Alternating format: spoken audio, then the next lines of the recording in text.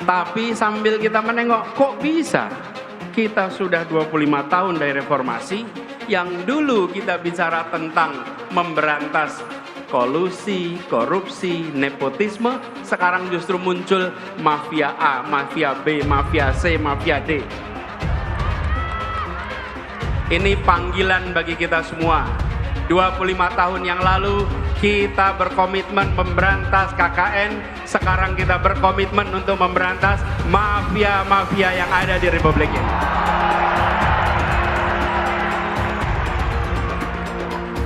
Proses terjadinya itu pelan-pelan.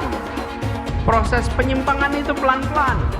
Bila pemimpin-pemimpin di Republik ini tidak sensitif pada persoalan ini, maka persoalan ini akan secara bertahap merusak Indonesia. Wajar apabila dia hadirkan kengerian-kengerian, penilaian-penilaian bahwa ada sesuatu, bahwa Indonesia tidak baik-baik saja. Begitu sebenarnya narasi yang ingin dibangun. Mengapa dia usung tema seperti itu? Karena koalisi ini dicap sebagai antitesisnya Joko Widodo. Karena itu yang dia usung adalah perubahan. Di sini saya tidak bicara apakah ini salah, apakah ini benar, tapi saya hanya mendeskripsikan bahwa dari keseluruhan wacana dari awal sampai akhir pidato saya lihat ada dua tema utama. Yang pertama, bahwa negeri ini penuh dengan mafia. Yang kedua, negeri ini penuh dengan ketidaksetaraan.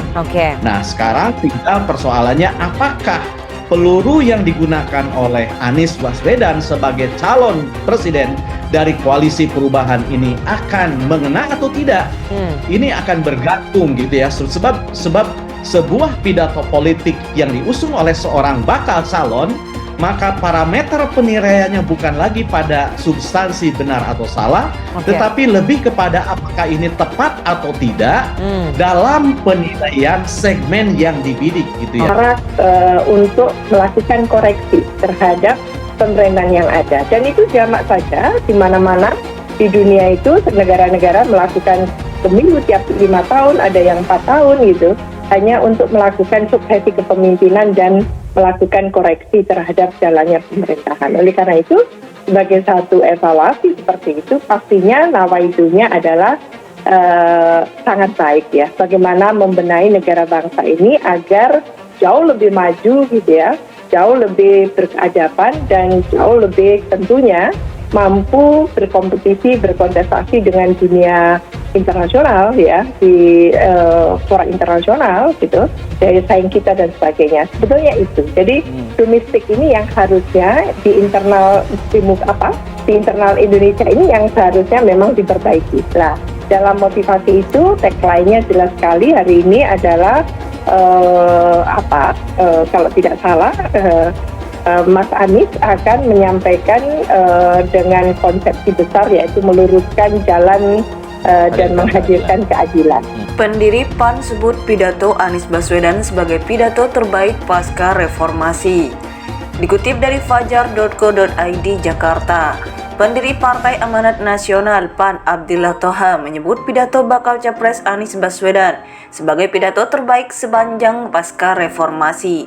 Saya menilai inilah pidato politik terbaik sepanjang masa pasca reformasi, pidato kebangsaan Anies Baswedan, kata Abdillah Thoha dalam unggahannya di Twitter Rabu 24 Mei 2023. Penasihat Wakil Presiden RI 2009-2014 bidang kelas strategi ini menyarankan agar pidato Anies disimak baik-baik.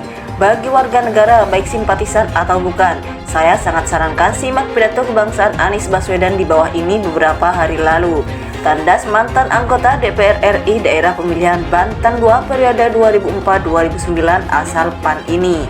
Sebelumnya, Anies memberikan pidato dalam acara temu kebangsaan di Tenis Indoor Senayan, Jakarta, Minggu 21 Mei 2023. Dalam pidatonya, mantan Mendikbud ini membicarakan banyak isu-isu negara, termasuk kasus korupsi menara BTS. Mafia-mafia ini berderet, ada mafia bagian tanah, ada parkir, mafia kesehatan, mafia pemilu, mafia bansos, bahkan mafia proyek pemerintah. Ya, termasuk mafia BTS itu, tutur Anies. Ketika melihat ada kasus mafia BTS, Anies sependapat dengan yang disampaikan oleh Ketua Umum Partai Nasdem Surya Paloh. Tuntaskan penyelidikannya, semua yang terlibat harus diperiksa. Dorong transparansi, jangan ada pihak yang dibiarkan melenggang tidak dimintai pertanggungjawabannya. Tandas mantan Gubernur DKI Jakarta ini.